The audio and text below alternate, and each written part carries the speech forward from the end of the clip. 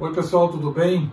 Hoje nós estamos de volta aqui para falar de uma coisa que vai ser bastante interessante para vocês. Eu tenho falado nos outros vídeos que a gente ia falar separado e resolvi fazer hoje essa conversa sobre infiltrações. Isso é um tema muito polêmico, tem ortopedistas que não aceitam e não acham interessante fazer infiltração. É um tema interessante também para quem for não ortopedista e trabalha em pronto-socorro, como eu já falei, se faz uma infiltração ou não. Enfim, a gente vai dar um apanhado e, de novo, vamos lembrar, eu estou falando aqui da minha experiência.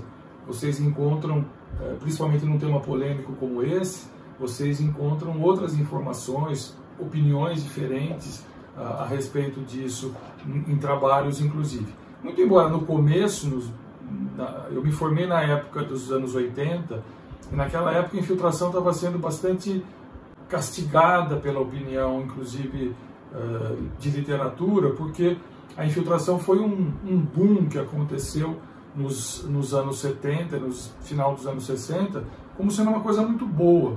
Principalmente atletas, jogadores, corredores usavam a infiltração porque ela alivia muito a dor. Então acabavam substituindo uma cirurgia, uma correção, pela infiltração. E como a gente vai ver aqui, não é um tratamento para você fazer a rodo, para você fazer inúmeras vezes, né? Vamos começar então tendo uma noção do que é infiltração. A infiltração, a palavra significa injetar, inocular alguma substância dentro do corpo da pessoa. Por que a gente diferencia infiltração de injeção?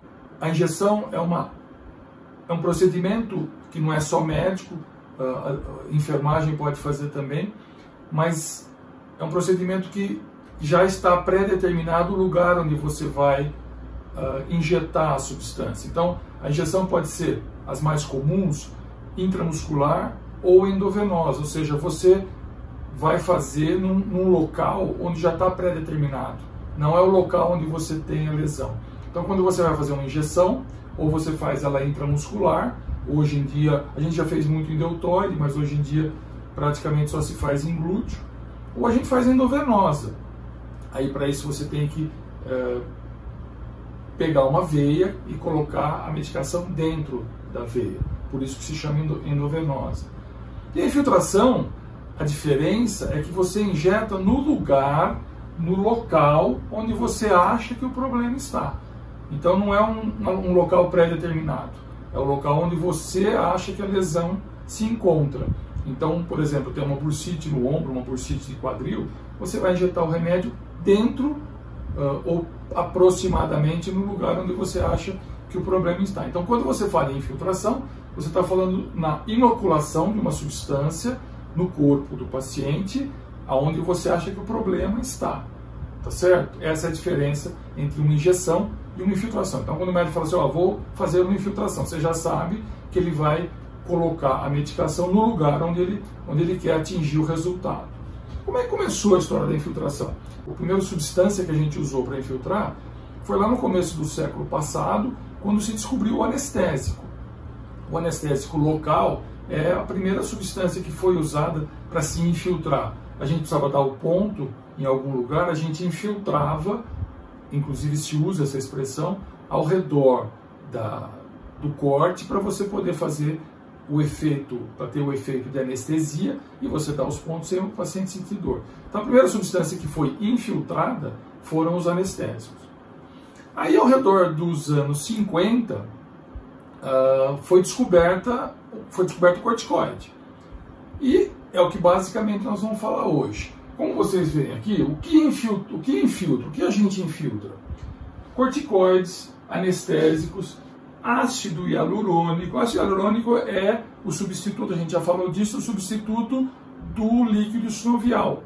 Então hoje é uma injeção muito conhecida, os ortopedistas usam para tentar suprir a articulação com o líquido sinovial sintético, que é o ácido hialurônico. Tem gente que infiltra plasma rico em plaquetas, que a gente chama de PRP, ozônio, etc. Todas essas coisas aqui são infiltradas, ou seja, são colocadas no local da lesão. Mas hoje nós vamos falar do polêmico, que é o corticoide, é o mais antigo, e é aquele que gera polêmica. Os outros praticamente têm muito pouca contraindicação. Pode funcionar ou não, mas não tem muita contraindicação. Então os corticoides, como eu falei, são desde 1950. Basicamente, a gente injeta em ortopedia 3 tipos de corticoides. Existem vários. A gente costuma usar muito a dexametasona, ou a betametasona, ou a triancinolona. Eu botei os nomes comerciais aqui, porque vocês vão, obviamente, ouvir o nome comercial e não vão saber se é dexametasona ou betametasona. A dexametasona, o mais comum, chama Duda. Eu não estou recebendo nada disso aqui, só para vocês saberem que são os comuns. Quando o médico falar isso, você já meio que vai saber o que está sendo injetado. A dexametasona, o nome mais comum é o Dodecadron. A betametasona, que é mais ainda comum, ela tem, por exemplo, o Diprospan, que é o mais famoso, o Duoflan e o Beta-30. Existem outras marcas também, existem os genéricos, né? Mas as marcas conhecidas são essas. E a triancinolona é o Triancil. Só para vocês terem uma ideia, a dexametasona e a betametasona, os corticoides eles têm equivalentes em termos de potência. Então existem os mais potentes e os menos potentes. A dexametasona e a betametasona, elas têm praticamente a mesma potência. A triancinolona tem uma potência um pouco menor.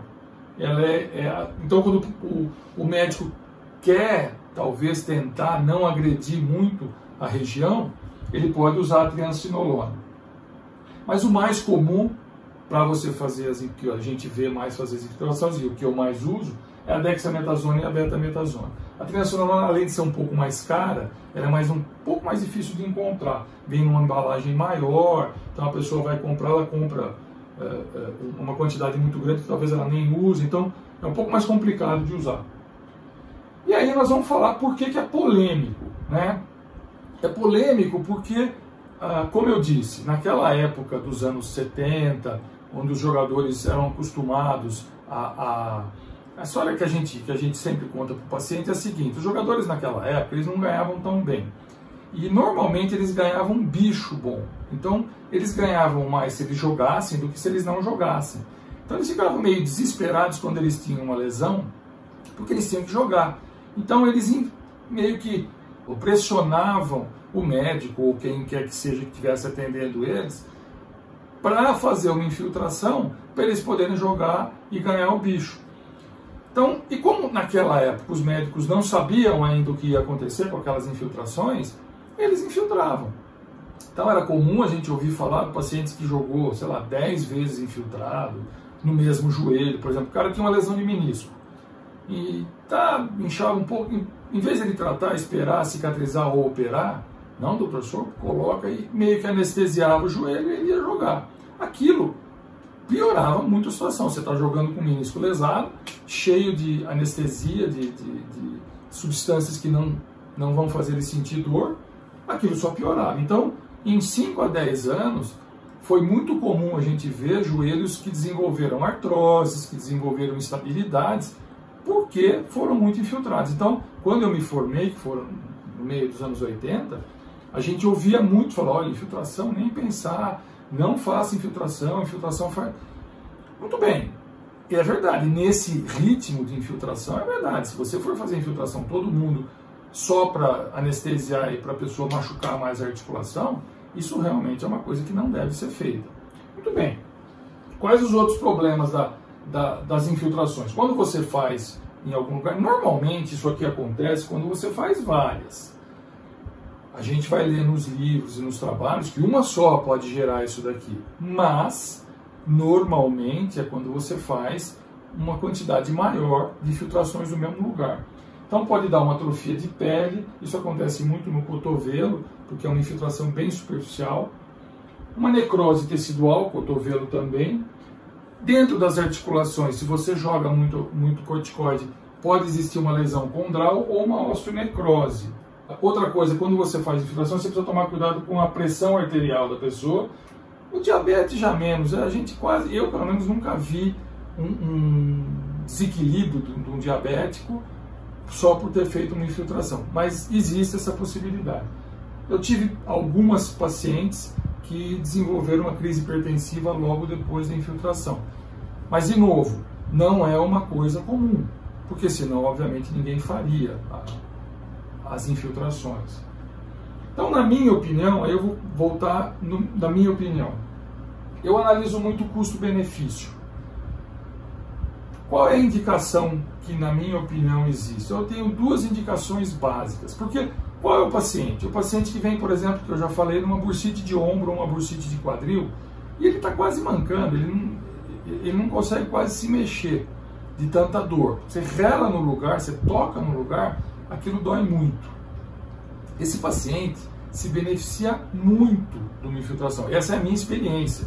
Eu faço isso faz 35 anos. Se você falar, tá bom, não vou infiltrar, eu sou contra a infiltração, esse paciente vai ter que fazer umas compressas, vai fazer tomar um anti-inflamatório e fazer fisioterapia. Não existe muito outra coisa para fazer antes de pensar numa cirurgia, que você não vai pensar na primeira consulta que ele vem para você. E isso demora muito. E só quem teve uma bursite de ombro, uma bursite de quadril dessas que eu estou falando, vai poder dizer se dá para ficar esperando. É muito desconfortável, muito incômodo. Isso quando ele já não vem tomado o anti-inflamatório e feito a fisioterapia.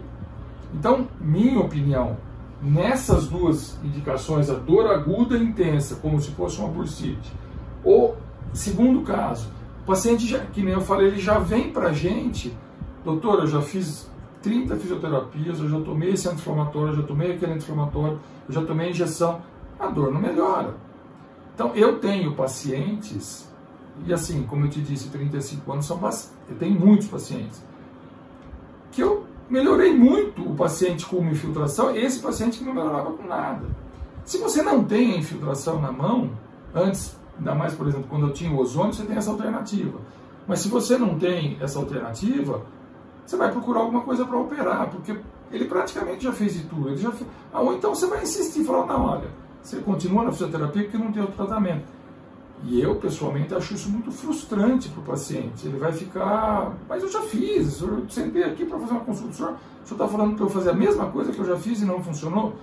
Então, eu, pessoalmente, defendo, eu faria em mim mesmo, eu já fiz infiltração em mim mesmo.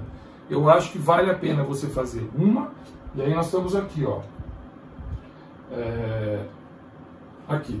Poucas aplicações, até 3, de 20 em 20 dias. Então eu faço uma.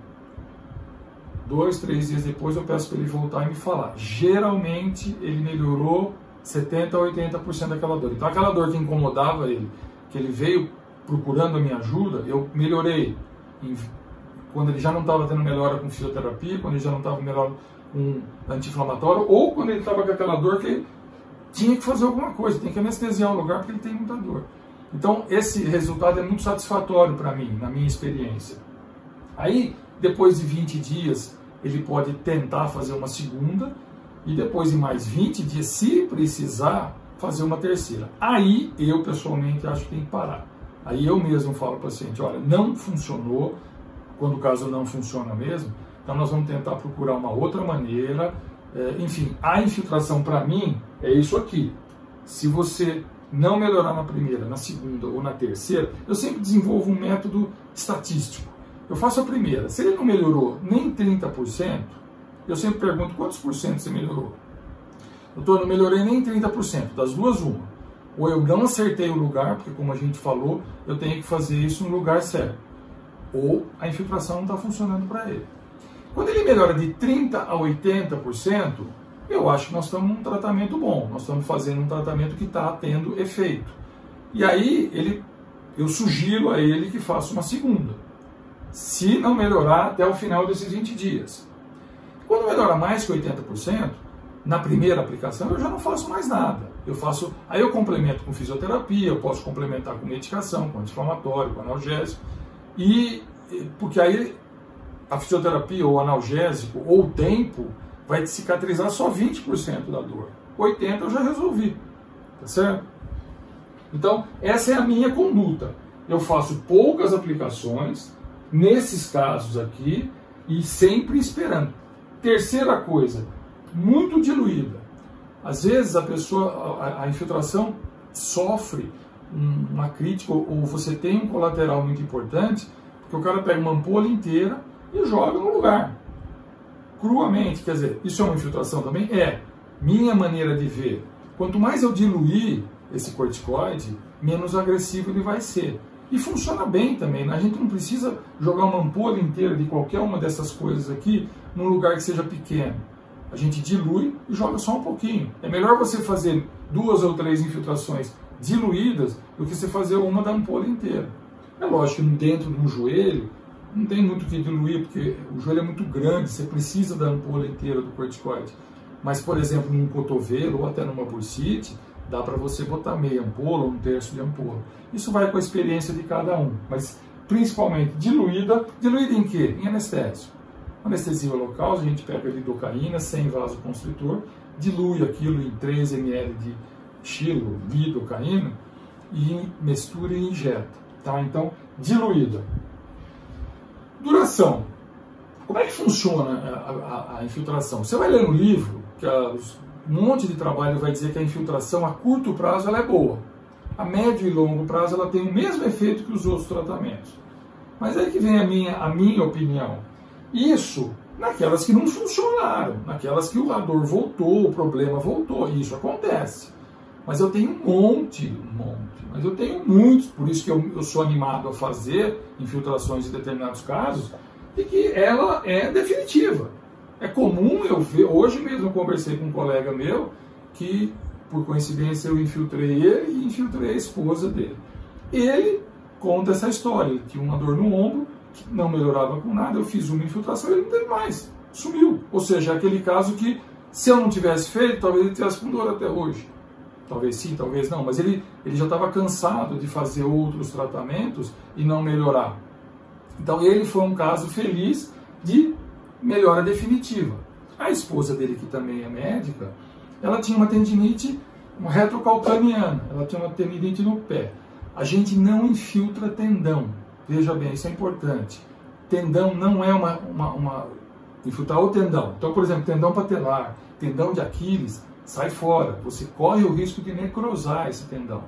Então, assim, se você vai necrosar, por exemplo, um epicôndilo, quer dizer, se você der um azar e na primeira você necrosar, é possível que isso aconteça, mas é uma região onde, se você tiver que operar, você vai fazer essa raspagem desse tecido de qualquer. Não é um tecido nobre. Agora, tendão de Aquiles, tendão patelar, são nobres. Você não tem como substituir, ou é muito complicado de substituir. Então, não infiltrem tendões. Por exemplo, tendinite de Dequervain, que fica aqui no punho. Existe possibilidade de infiltrar? Existe, mas tem que ser muito diluído e bem, não no tendão, bem ao redor, na bainha, por perto do tendão.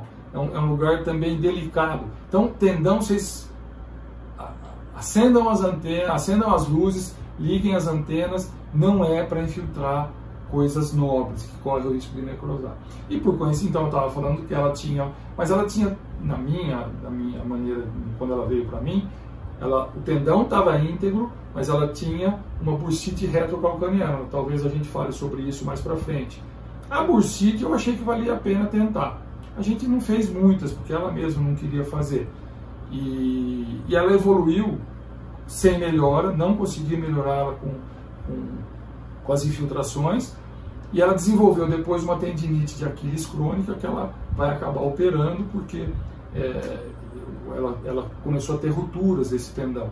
Se a ruptura foi por causa da infiltração, eu acredito que não, porque eu não infiltrei o tendão. Mas é possível, estava bem próximo, e é possível que essa medicação tenha se diluído através da bainha do tendão. Eu pessoalmente acho muito difícil, o tendão é muito grande, para ele necrosar teria que ser muito corticoide. Mas enfim, é só para exemplificar. Eu tive um casal que a infiltração para um melhorou bem, para outro não funcionou. Fizemos 2, eu não lembro se foi 2 ou 3, e paramos. Não deu certo, não deu certo. A infiltração não é uma panaceia que você resolva tudo, tá certo? Então, aqui a gente já falou que ela a curto prazo ela é eficiente e semelhante a outros tratamentos a médio e longo prazo. Mas, na minha opinião, existem os definitivos, aqueles que melhoram a curto prazo e não voltam mais. Então, na verdade, eu queria só levantar isso para vocês. Eu não sei se eu resolvi todas as dúvidas de vocês, mas a minha experiência com infiltração ela é boa, ela merece, na minha opinião, uma tentativa naqueles casos que eu não tenho outra opção. Tá? Eu já estou com o paciente ou que ele está com muita dor, ou que ele já tentou as outras coisas, só sobrou talvez cirurgia, né? Então, você fala, mas hoje tem o PRP e tal. Não é tão fácil encontrar o PRP. Mas, lógico, se puder fazer o PRP antes, o PRP tem menos complicações. O ozônio tem menos complicações. Mas tem casos que ele também não resolve. Então, a infiltração, para mim, ainda é um item a estar no meu arsenal de oferecimento. Desse jeito aqui, tá certo? No máximo 3, diluídas e só em casos específicos, tá bom? Se vocês tiverem alguma dúvida, se eu não falei tudo, por favor, no Instagram, no Facebook, façam alguns comentários e eu posso tentar resolver isso ou voltar a falar sobre esse assunto mais pra frente, tá bom? Abraço, gente. Tchau, tchau.